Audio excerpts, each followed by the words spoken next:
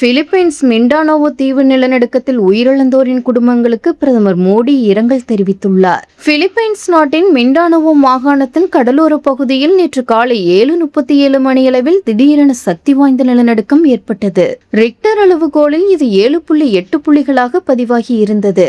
பயங்கர நிலநடுக்கத்தால் அச்சமடைந்த பொதுமக்கள் வீடுகளை விட்டு வெளியேறி சாலைகளில் தஞ்சம் புகுந்தனர். நிலநடுக்கத்தின் காரணமாக பல இடங்களில் கட்டிடங்கள் இடிந்து விழுந்தன. நிலநடுக்கத்தால் 19 பேர் உயிரிழந்தனர். மேலும் 200க்கும் மேற்பட்டோர் காயமடைந்தனர். நிலநடுக்கத்தை தொடர்ந்து பசிபிக் சுனாமி எச்சரிக்கை மையம் சுனாமி எச்சரிக்கையும் விடுத்திருந்தது. இதேபோல் டாவோ ஓரியண்டல் மாகாணத்தில் வணிக வளாகங்கள், அலுவலகங்கள், பள்ளிகள் மற்றும் மருத்துவமனை கட்டிடங்கள் நிலநடுக்கத்தின் தாக்கத்தால் கடுமையாக குலுங்கின.